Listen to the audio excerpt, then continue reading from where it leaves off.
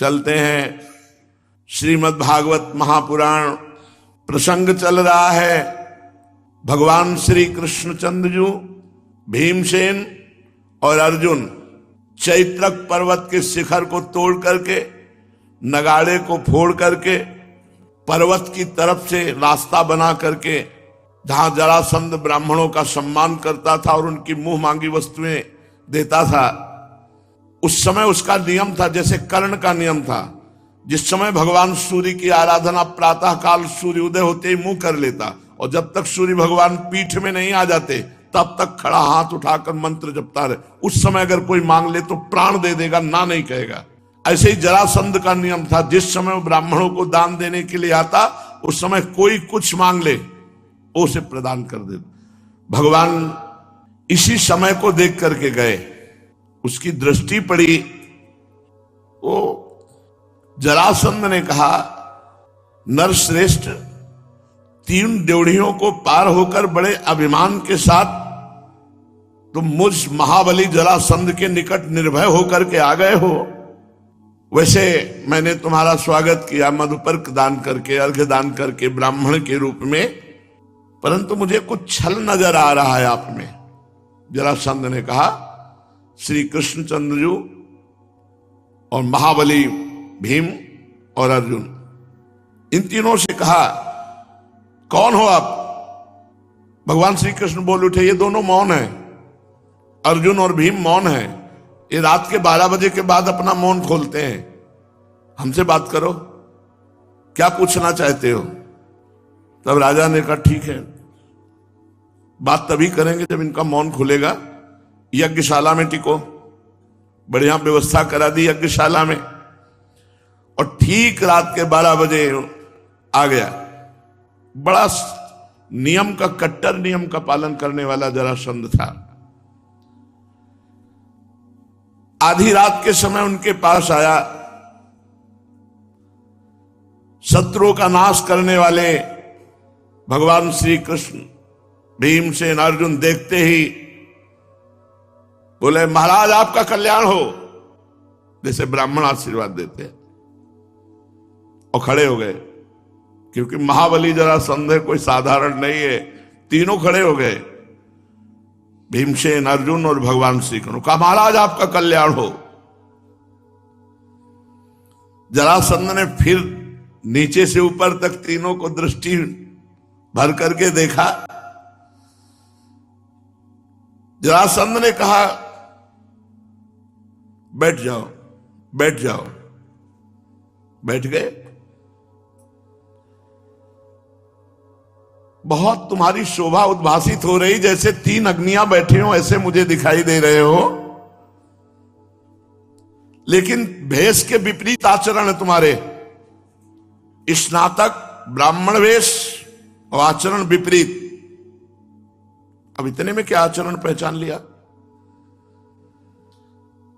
हमें लगता है हम तुम तीनों की निंदा करें, तुम ब्राह्मण नहीं हो। सर्वत्र तुम्हें शास्त्र का ज्ञान है। स्नातक व्रत का पालन करने वाला ब्राह्मण केवल समावर्तन के समय माला और चंदन धारण करता है। इस समय तुम माला और चंदन कैसे धारण किए हो? मुझे अच्छी तरह मालूम है, ये गले में फूलों की माला और ये सुगंधित चंदन और भुजाओं में प्रत्यंचा की रगड़ और हाथ में टंकार करने वाली अंगूठे में, ये ब्राह्मणों के लक्षण तो नहीं है। तुम ब्राह्मण नहीं हो सकते।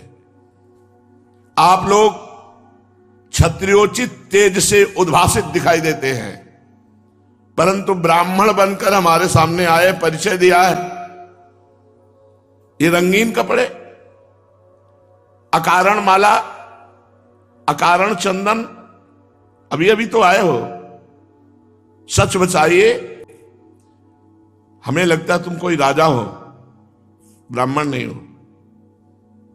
ये चैतक पर्वत के शिखर को क्यों तोड़ा? सीधे राजमार्ग से क्यों नहीं आए? भयभीत हो हमसे? छद्म वेश धारण करके क्या अपना काम बनाना चाहते हो?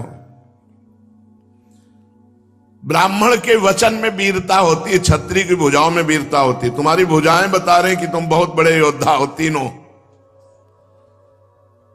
क्योंकि पर्वत शिखर को तोड़ने का काम ब्राह्मण नहीं कर सकता, ये कोई भुजबल क्षत्रिय कर सकता जो भुजाओं से बलवान हो।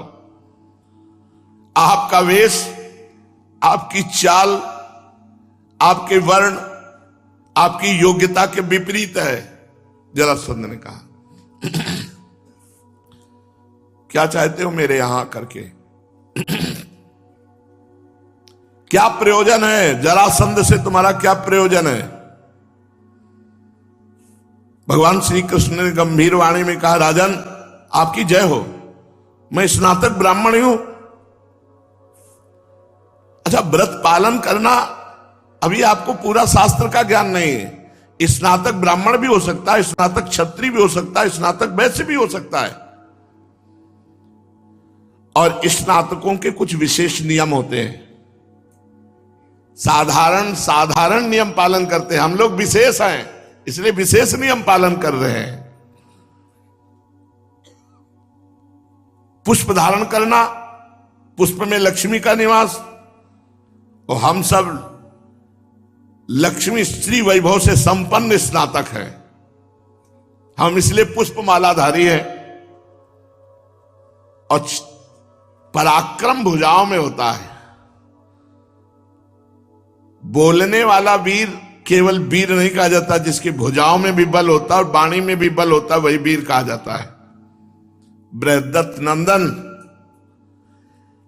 ये धृष्टता रहित विनय युक्त वाणी मेरी सुनो। विधाता ने मुझे भुजाओं में इतना बल दिया है जितना वाणी में बल दिया है। हम ऐसे स्नातक हैं कि जो बोलते हैं वो करके दिखाते हैं, और देखना चाहते हो तो दिखाने आया हूं तुम्हें अपनी भुजाओं का बल। और ये जो पूछा कि तुम रास्ते से क्यों नहीं आए, तो इतना समझ लो, धैर्यवान महाबलवान कभी शत्रु के रास्ते से नहीं जाता, वो अपना रास्ता खुद बनाता है। रास्ते से मित्र के दरवाजे आया जाता है, शत्रु के लिए दरवाजा नया बनाया जाता है। और हम समझ गए होंगे तुम्हारे किस कार्य से आए हैं।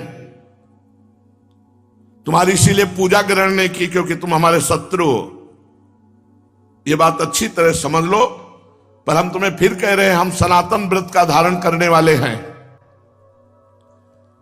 जरासंध ने कहा, मुझे याद नहीं आता कि आप लोगों से मैंने कभी कोई युद्ध किया हो, कभी कोई वैर किया हो, या कभी आपका कुछ अहित किया हो।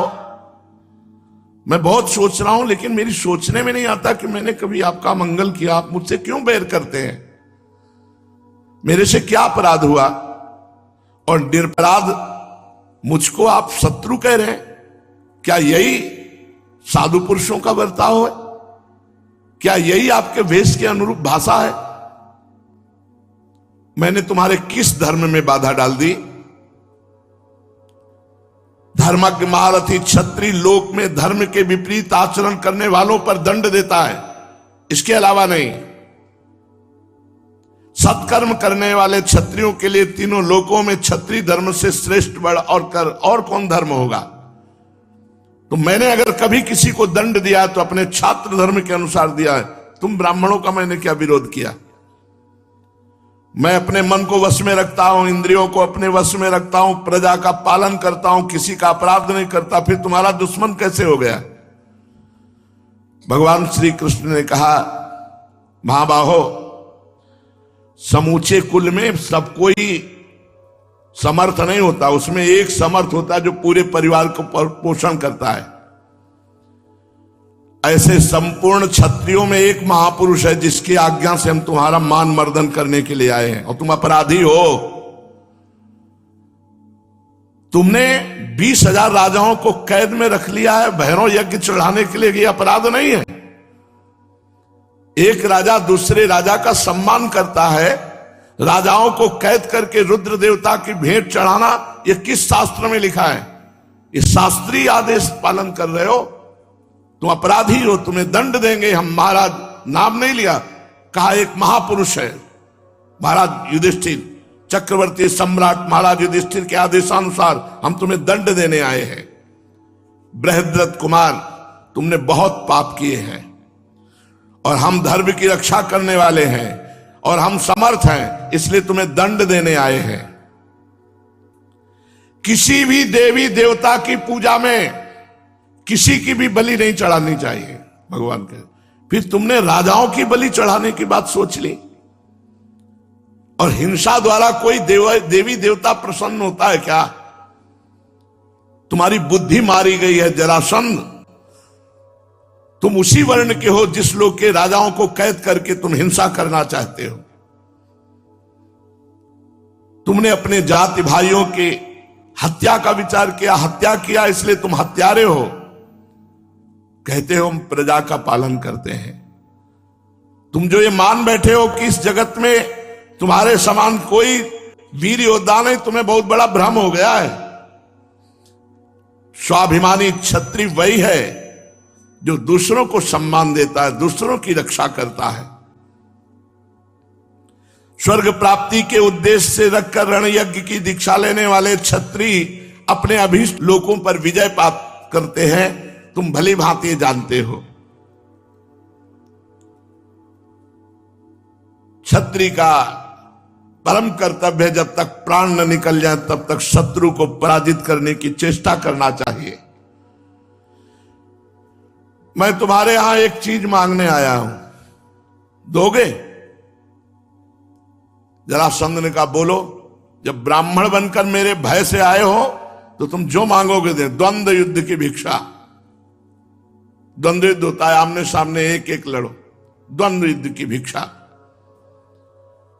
तुम्हें स्वर्गलोक की प्राप्ति की कामना करनी चाहिए, मैं द्वंद्व युद्ध में तुम्हें स्वर्गलोक भेज दूंगा।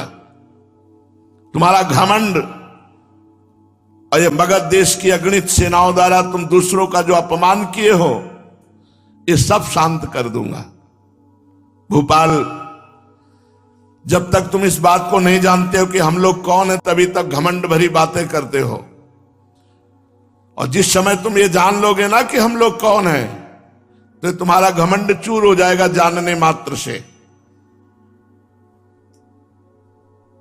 दंभोद्भव, कार्तवीर, हजार भुजा वाला शास्त्राबाहु अर्जुन, उत्तर, बृहद्रथ, इन सब बड़े जनों का तुमने अपमान किया है, क्षत्रिय धर्म के विरुद्ध आचरण करके, राजाओं को कैद में करके।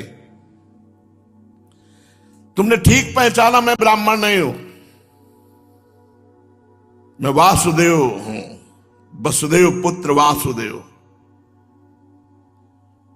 और ये जो बीच में खड़े हैं महाबली पर्वताकार भीमसेन, पांडुपुत्र महाराज भीमसेन।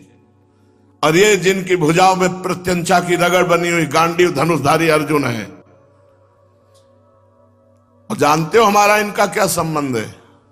मैं इन दोनों के मामा का पुत्र हूं और तुम्हारा पूर्व का प्रसिद्ध दुश्मन श्री कृष्ण। पहचान ले अच्छी तरह। मगध नरेश, मैं युद्ध के लिए तुझे ललकारता हूं और तेरे घर में आके ललकारता हूं, युद्ध कर मुझसे। जरासंध बहुत जोर से हंसा। श्री कृष्ण हो तुम? श्री कृष्ण जो युद्ध छोड़ के भाग गए थे भगवान से कहा, ओ तुमने ये बात कही कि मैं 20,000 राजाओं को बंदी बनाए हूं, तो ऐसे फुसला के नहीं बंदी बनाए हूं, अपने भुजाओं के बल से उनके अभिमान को रौंद करके उनको कैद किया है। यहां कौन ऐसा शत्रु होगा जो अजय कहलाए, मेरे से अजय कहलाए? श्री कृष्ण, ये छात्र धर्म है, धर्मानुकूल जीविका है कि किसी भी राजा को ललकार करके उसको परास्त करके उसके समस्त वैभव को छीन लेना, ये महावीरों का काम होता है। फिर तुम इसको अपराध कैसे बता सकते हो? श्री कृष्ण, मैं क्षत्रिय व्रत में रहता हूं और देवताओं को बलिदान देने के लिए मैं लाया हूं और इनकी बलि दूंगा, कोई बचा नहीं सकता। तुम्हारी सेना मेरी व्यूह रचना सेना के साथ लड़ ले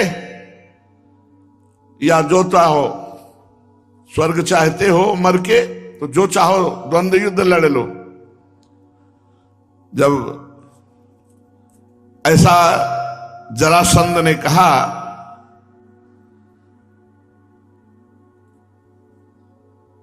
भगवान श्री कृष्णचंद्र जी श्री कृष्णचंद्र जी का वैर वैसे स्वाभाविक नहीं है, पर कंस के मारने के कारण जरासंध भगवान को अपना शत्रु मानता है और भगवान का अवतार भी ऐसे महाबली दुष्टों को परम धाम देने के लिए है। भगवान श्री कृष्ण ने कहा राजा तुम्हारा उत्साह किससे लड़ने में होगा, हमसे वासुदेव, भीमसेन या अर्जुन से, बोलो किसके साथ युद्ध करोगे और मर करके स्वर्ग जाने की इच्छा रखोगे। स्वस्ति वाचन करा लो ब्राह्मणों से और जिसके साथ चाहो 3 में युद्ध कर लो और पक्का समझो मर करके स्वर्ग जाओगे। जरासंध ने श्री कृष्ण से कहा तुम कोई योद्धा हो, युद्ध छोड़ करके भाग गए 18वीं बार, तुम्हारे लड़ना मतलब अपमान करवाना है, नहीं लड़ूंगा तुमसे, तुम हमारे सामने योद्धा नहीं हो। अर्जुन तो बच्चा है अभी, हाँ भीमसेन है, अगर ये चाहते हैं कि द्वंद्व युद्ध में स्वर्ग की प्राप्ति इनको हो तो मैं तैयार हूं। जरासंध ने ब्राह्मणों से कहा स्वस्ति वाचन करो, क्योंकि आदेश हुआ इनका कि स्वस्ति वाचन तो करो। स्वस्ति वाचन मुकुट उतार करके रख दिया, केश पास बांधा, महान बलि ताल ठोक करके खड़ा हो गया। उस समय भीमसेन से कहा भीम आओ मुझसे युद्ध करो, मैं समझता हूं कि तुम महान बलि श्रेष्ठ पुरुष हो, यदि कहीं मैं हार भी गया तो मेरा अपयश नहीं होगा, क्योंकि तुम जैसे महाबली से लड़ूंगा। और जरासंध ने भीम की ओर कदम बढ़ाया। भीमसेन ने कहा कि प्रभु ये तो आ रहा है, अभी तो बातें चीत हो रही थी। तो भगवान ने कहा स्वस्ति वाचन हम पढ़े दे रहे हैं, उसका स्वस्ति वाचन ब्राह्मण के हरिओम मां स्वस्ति ना इंद्रो लपक आ गए हमारे के लिए क्या। चलो जरासंध बिल्कुल भीमसेन के पंजे के पास आकर पैर दम, अरे कोई डरने वाला थोड़ी था, सिंह के समान पराक्रमी उत्साह भर करके भीमसेन की भुजा में एक चट से मारा, मानो जैसे बिजली कड़की हो, और कहा भगवान ने कहा चलो लड़ लो। भीमसेन ने कहा मर्यादा है, झुक करके जरासंध के आगे पहले, ये मर्यादा होती है। जरासंध ने भी हाथ मिलाया। जरासंध और भीम ने एक दूसरे के चरणों का स्पर्श करके अभिनंदन किया, पादाभिवंदनम। फिर एक दूसरे को गले से लगाया।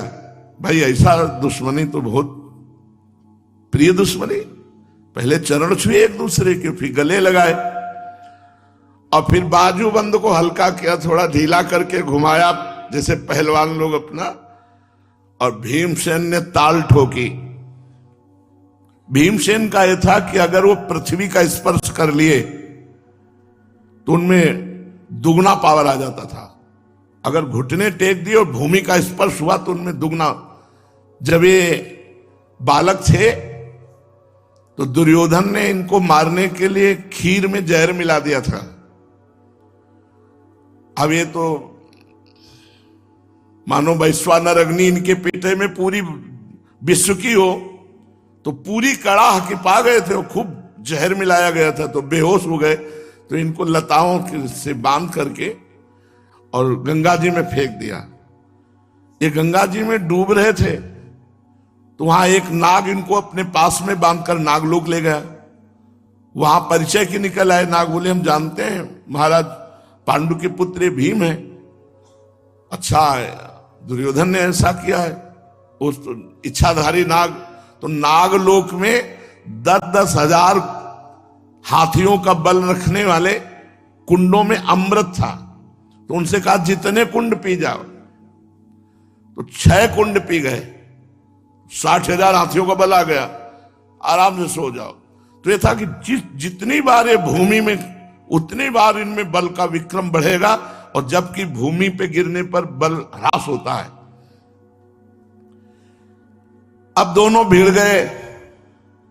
जैसे कोई बलवान गजराज भिड़े हो, ऐसे जरासंध और भीमसेन का युद्ध होने लगा। बाहुपास, चरण पास, दांव पेंच, एक दूसरे को पैरों से भीषण प्रहार करना, लात का प्रहार करना, घूसे का प्रहार करना।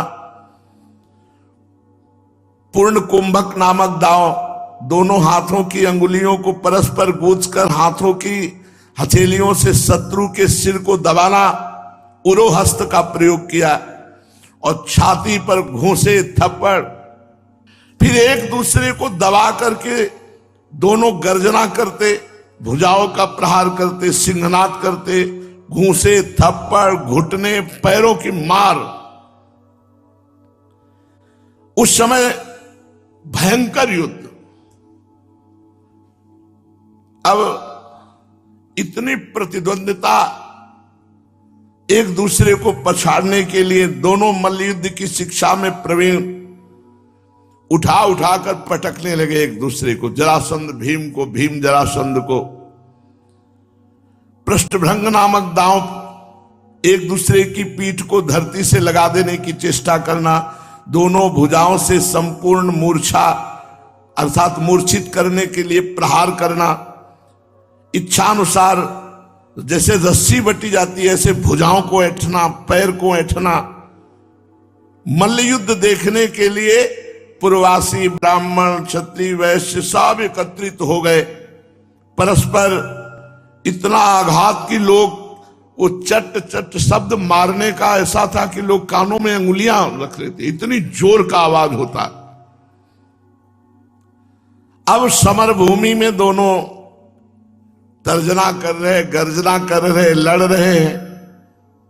और जब शाम होती तो दोनों हाथ मिला करके फिर महल में सारी व्यवस्था, भोजन खाओ, पियो, आनंद से पैर दबाओ, सब ऐसे। फिर सुबह होती तो हाथ मिला के फिर कुश्ती शाम तक। शाम तक घंटा घंटा वाली कुश्ती नहीं थी। कार्तिक मास के पहले दिन से शुरू हुआ था दोनों का युद्ध। दिन में कोई खाना पीना नहीं, और आगे चल करके इतना आवेश बढ़ा कि रात में विश्राम खत्म। अब रात दिन युद्ध, 28 दिन पूरा युद्ध जो है 28 दिन हो रहा।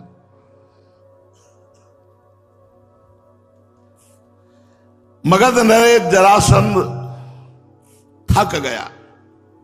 भीमसेन भगवान की कृपा और बचपन से वो वरदानी महापुरुष।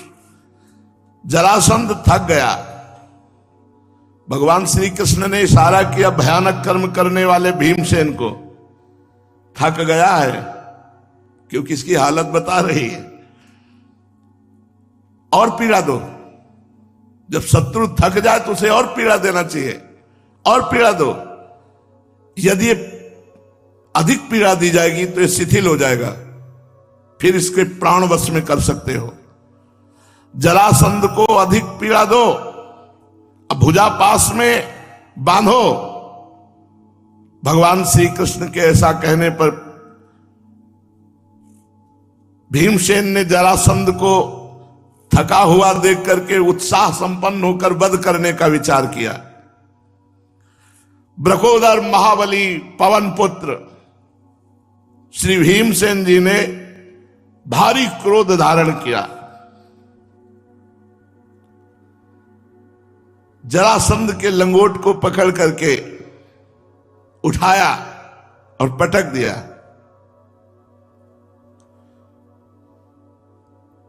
भीमसेन ने देखा, फिर उठ के खड़ा हो गया, भगवान की तरफ देखा, इतनी जोर पटकने पर तो मर जाना चाहिए।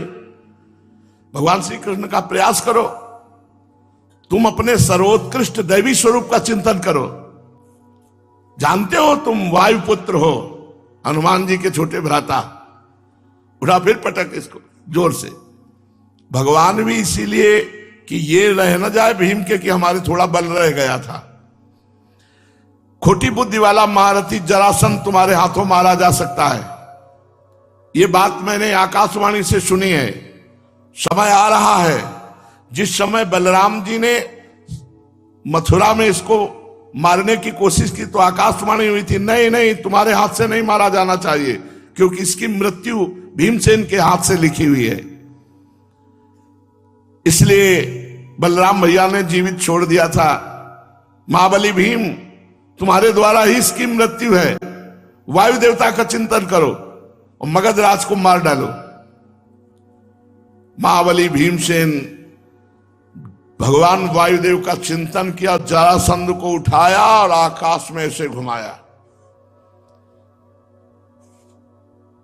आकाश में उठाया, उठाकर पटक दिया और गर्दन में घुटना रखा, फिर वो खड़ा हो गया। बहुत प्रयास किया, लेकिन फिर भगवान से इशारे से कहा, नस नस टूट गई बार बार उठा उठा के पटकने में, कहीं हमको न पटक दे, मर ही नहीं रहा ये तो। उठा के घुमा के पटका, गर्दन में ट्यूना रखा, घुटने रखे, दबाया, कुछ नहीं हुआ, फिर उठ के। भगवान श्री कृष्ण ने देखा, भीमसेन ने इशारे से कहा, अब हमारे बस की बात नहीं रह गई। ये इतना सुनना चाहते हैं कि जीव को कहीं अहंकार न रह जाए कि हम तो अपने बल से मारा है, ये अनुभव होना चाहिए कि मेरे में बल नहीं, ये भगवत बल से मारा गया। भीमसेन ने भगवान से कहा कि प्रभु अब हमारे में बल नहीं रह गया है, और ये निश्चित है कि ऐसे युद्ध रहा तो हो सकता है कि ये हमारा ही अहित न कर दे, क्योंकि मर ही नहीं रहा। भगवान ने इशारा किया, एक बार फिर प्रयास करो। भीमसेन ने फिर उठाया, फिर घुमाया और पटक दिया। भगवान ने भीमसेन की तरफ देखा, एक नरकट उठाया तिनका और ऐसे चीर करके फेंक दिया। भीमसेन समझ गए कि घुटनों से नहीं मरेगा, ये गला दबाने से नहीं मरेगा, ये मारने से नहीं मरेगा, चीरने से मरेगा। भीमसेन ने उठाया, 100 बार घुमाकर धरती पर पटका और पीठ की तरफ उल्टा उसको दबा करके मरोड़ा, रील मरोड़ी। इसके बाद एक हाथ से एक पैर पकड़ा, दूसरे पैर पर अपना दूसरा पैर रखा, महाबली भीमसेन ने उसे चीर दिया। दोनों टुकड़े फेंक दिए। जब ये फेंके तो फिर जुड़ गए। भीमसेन ने कहा, प्रभु अब हमें मरना निश्चित है। अरे 2 टुकड़े करने पर भी ये जीवित है, क्योंकि ऐसे सम फेंका तो जेवी सम फेंका तो जरा राक्षसी ने कहा था जियो जियो, जुड़ गया था, तो ऐसे ही वो जुड़ गए अपने आप। दोनों टुकड़े फिर जुड़ गए। अब जरासंध ने भीम को उठा करके पटका। भीमसेन और जरासंध का बड़ा रोमांचकारी युद्ध। भगवान ने भीमसेन की तरफ देखा। भीमसेन ने कहा, प्रभु ये मरेगा ही नहीं, ये तो अमर है। जब फाड़ दिया और फिर जीवित हो गया, भगवान ने इशारा किया, नहीं मरेगा, रुको। एक नरकट लिया, चीरा और ऐसे फेंका। भीमसेन ने कहा, ये भी करके देख लेते हैं। भीमसेन समझ गए और उठाकर पटका, पटक करके पैर से फिर फाड़ करके उल्टा फेंक दिया। जैसे सीधा फेंका था तो जुड़ गए, उल्टा फेंका ऐसे। दोनों टुकड़े विपरीत दिशा में गिरे। इसके बाद वो नहीं जुड़े। अब तो भीमसेन गर्जना करने लगे, राजन जरासंध का शरीर 2 रूप मांस का लोथड़ा हो गया। एक पैर एक आंख ऐसे बीच से ऐसे दो भागों में विदीर्ण पड़ा था। पांडु कुमार भीमसेन बार बार भुजा ठोककर जैसे विजयी योद्धा गर्जना करता है, थर्रा गया पूरा मगध नरेश का राज्य। अब क्या होगा? जब जरासंध मारा गया अब क्या होगा? भीमसेन की गर्जना से समस्त प्राणी भय, और जब चीरा जा रहा था जरासंध तो उसका चीत्कार, दोनों से भयभीत हो गए समस्त प्राणी। यहां तक कि नगर निवासी थर थर कांपने लगे। भीमसेन की गर्जना सुनकर मगध के भयभीत लोग सोचने लगे कि अब सबका नाश कर देगा ये महाबली। शत्रुओं का दमन करने वाले तीनों वीर राजभवन के द्वार पर जरासंध के शरीर को छोड़ा। भीमसेन, अर्जुन और भगवान श्री कृष्ण सबसे पहले पूछा कहां गिरिव्रज है, और 20,000 राजा जो कैद हैं वो कहां हैं। अब वहां तो सब हाथे जोड़ के बात करने वाले, जब राजा मारा गया भगवान वहां गए और उन राजाओं को छुड़ाया जो भगवान श्री कृष्ण की बाट जो रहे थे। 20,800 राजा निकले। जब भगवान ने उस पहाड़ी में जो गुफा थी, जेल कैद खाना, तो 20,800, दूत ने तो बताया था तब 20,000, लेकिन 800 और निकले। तब तक 800 और बंदी बना लिए थे। भगवान ने सबको निकाला। सबके शरीर मैले कुचैले, सब गंदे, वही गुफा में ही सब, तो बहुत दुर्गति थी। शरीर, वस्त्र सब मैले कुचैले, गंदे, भूख से दुर्बल, प्यास से मुंह सूख रहा था। न पानी की व्यवस्था, न भूख की व्यवस्था, न शौच लघुशंका की व्यवस्था। एक एक अंग बड़ा ही कुरूप और कष्टयुक्त हो गया था। भगवान ने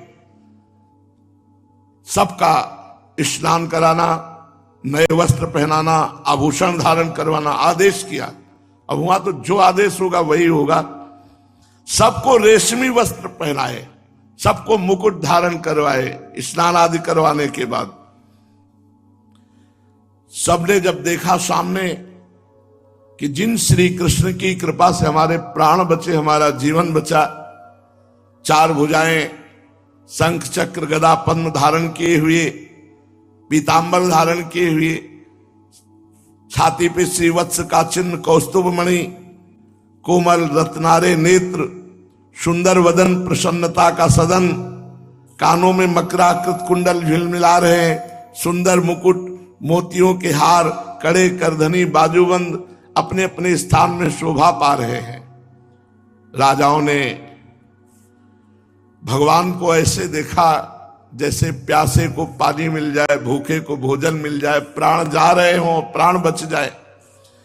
ऐसा लग रहा था मानो नेत्रों से पी जाएंगे, जीभ से चाट जाएंगे, नासिका से सूंघ रहे, बाहुओं से आलिंगन कर रहे। सारे पाप ताप उन राजाओं के नष्ट हो गए भगवान श्री कृष्ण के दर्शन करके। भगवान श्री कृष्ण के चरणों में सब 20,800 राजा साष्टांग दंडवत किए और भगवान से हाथ जोड़कर स्तुति करने लगे।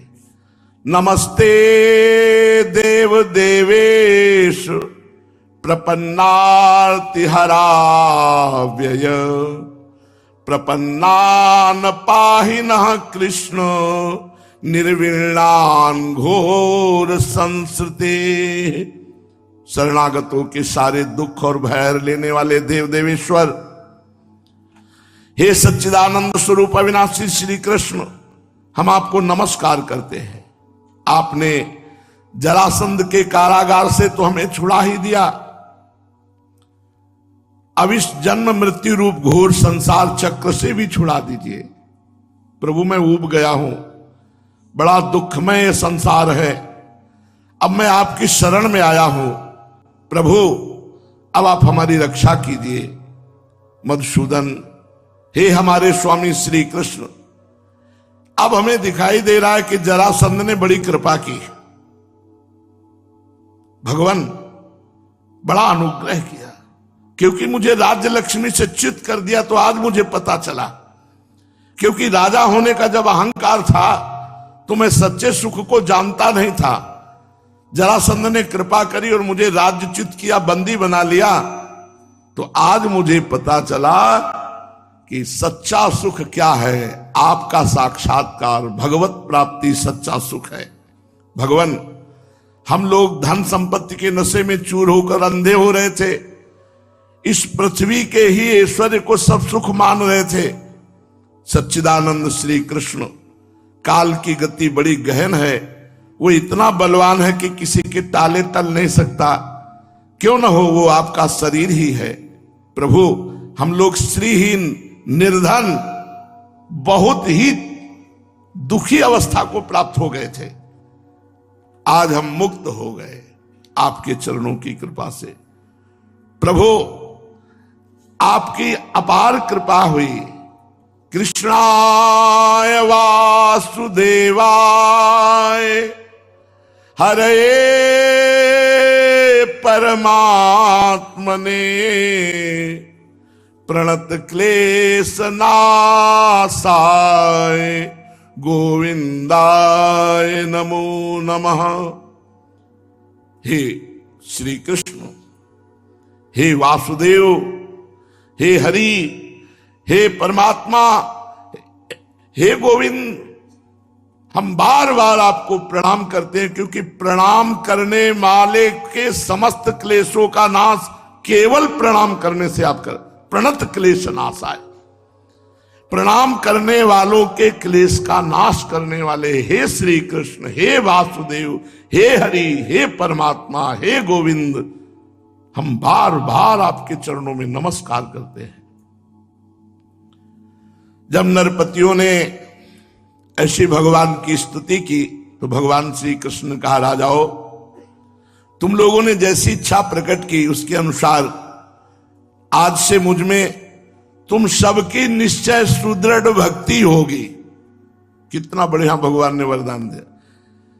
और यह ज्ञान तुमको हो जाएगा कि मैं सबका आत्मा हूं, सबका स्वामी हूं। तुम लोगों ने जो निश्चय किया, सचमुच तुम्हारे लिए बड़े सौभाग्य और आनंद की बात है। तुम लोगों ने मुझसे जो कुछ कहा वो बिल्कुल ठीक है, क्योंकि मैं देखता हूं धन संपत्ति और ऐश्वर्य के मद से चूर होकर बहुत लोग उच्छृंखल मत वाले हो जाते हैं, जैसे शास्त्राबाहु अर्जुन, वेन, रावण, नरकासुर आदि आदि बड़े बड़े। तुम लोग ये समझ लो कि शरीर और शरीर के संबंधी पैदा हुए हैं, इसलिए मरेंगे। भगवान कह रहे ये जन्म लिए इसलिए इनका नाश अवश्य होगा, शरीर और शरीर संबंधियों का। अतः आसक्ति मत करो किसी से, क्योंकि मरना है यहां। बड़ी सावधानी से मन और इंद्रियों को मेरे में लगा दो और समाज सेवा, प्रजा सेवा, यज्ञ आदि के द्वारा मेरी आराधना करो।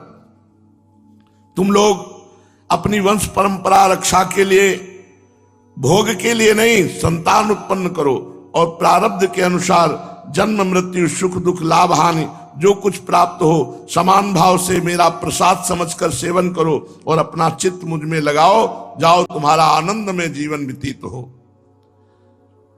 भगवान श्री कृष्ण चंद्रजू ने जब ऐसा उपदेश किया, उसी समय जरासंध के पुत्र सहदेव जी अपने मंत्रियों के साथ डर से कांपते हुए भगवान की शरण में आए।